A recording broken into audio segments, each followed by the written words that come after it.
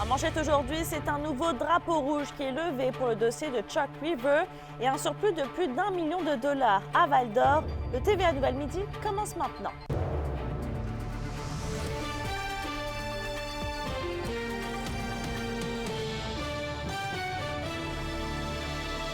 Bon midi tout le monde et bienvenue au TVA Nouvelles. La Première Nation de Québec dénonce ce qu'elle considère comme une non-conformité dans le dossier de la gestion des déchets nucléaires à Chalk River. Un bulletin du laboratoire nucléaire canadien datant du 24 avril dernier fait mention d'une non-conformité d'un échantillonnage des effluents de l'usine sanitaire de traitement des eaux usées classiques des laboratoires de Chalk River.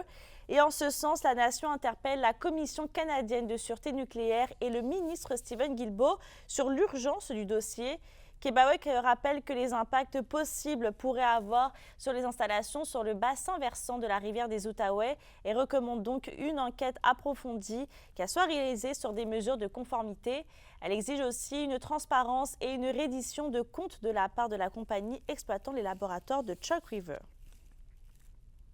Dans le monde municipal maintenant, la ville de Val-d'Or a annoncé qu'elle génère un surplus de près d'1 171 000 dollars pour l'année 2023. Le surplus était chiffré à plus de 389 000 dollars en 2022. L'endettement net de la ville s'établit à près de 78 millions de dollars, excluant la quote-part de la dette à la MRC de la Vallée de l'Or. Et en 2023, Val-d'Or a procédé à des investissements en immobilisation d'environ 24,4 millions de dollars. Et parmi les principaux projets, il y a la réfection des services municipaux, dont les trottoirs, la phase 3 de la revitalisation du centre-ville et l'assainissement des eaux usées dans le secteur de l'aéroport.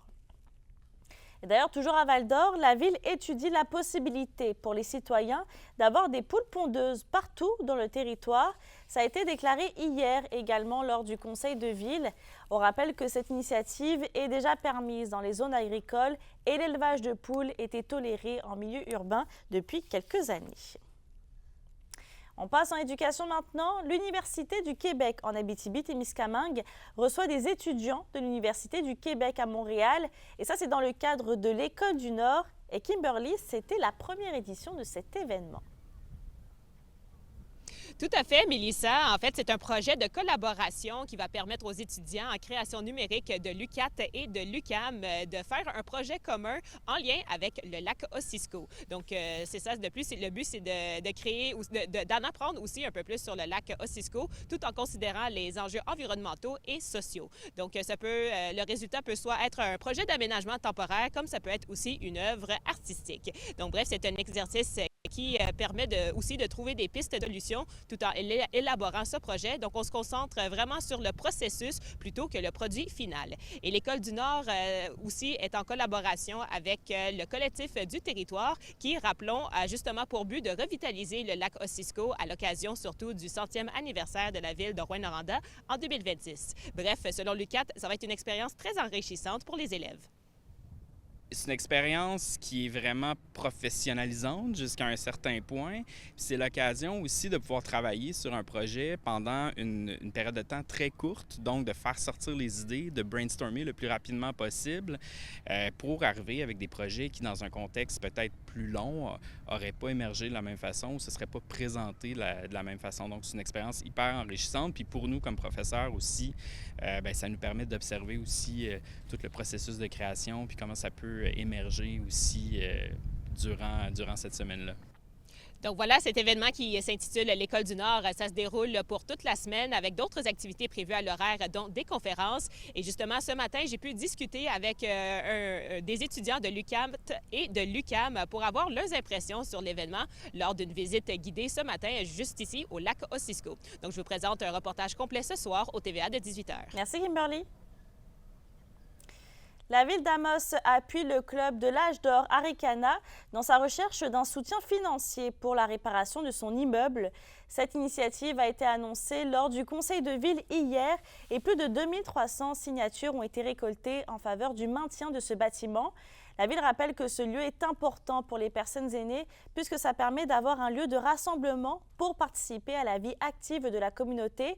En plus, les salles peuvent être louées à des citoyens ou des organisations pour des événements. La question du jour TVA, une présentation de Mobilier Bélan qui vous offre depuis plus de 50 ans un service de qualité et un grand choix de matelas, mobilier, électro au prix compétitif que vous recherchez. À la question du jour, on vous demande, y a-t-il un bâtiment public dans votre municipalité qui devrait être rénové? Pour voter et commenter, rendez-vous au tv.abitibi.ca.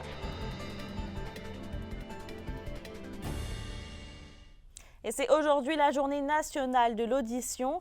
Dans la province, plus de 860 000 personnes ont une déficience auditive permanente, ce qui représente 10% de la population. Une personne met en moyenne 7 ans avant de consulter et à peine 20% des adultes atteints utilisent un appareil auditif. Sur un autre sujet maintenant, la population est invitée mercredi prochain à prendre un café avec les policiers de la Sûreté du Québec au Centre Femmes Ressources d'Amos. L'initiative est dans le cadre de l'édition provinciale de Café avec un policier qui vise à permettre aux gens d'échanger et de mieux connaître le métier de policier. On va parler de stationnement maintenant. Rwanda va mettre en place de nouveaux horodateurs intelligents au centre-ville. 4 appareils vont être installés sur la rue Gamble à la fin de l'été ou au début de l'automne. Le paiement pourra se faire via l'application Parkedin. La ville rappelle qu'entre 7h et 8h30 du lundi au samedi, le stationnement n'est pas tarifé. Par contre, la durée de stationnement sera calculée au début de la période tarifée. C'est ce matin que le Festival Western de Malartic dévoilait sa 24e édition. Les festivaliers vont pouvoir prendre part aux festivités du 14 au 18 août prochain. Et comme nouveauté cette année, il y a le brunch western, la zone cow-boy et la danse en ligne spéciale ado. Sans oublier le souper du cow-boy du mercredi, la parade du jeudi et les nombreuses compétitions équestres. L'ambiance sera de la soirée également avec les groupes Mega, Raffy, Bounty Hunter et The Moonshiners. Toujours culturel, c'est ce soir à 16h que sera en fait la lancée de la foire gourmande de l'Abitibi-Témiscamingue et du Nord-Est ontarien.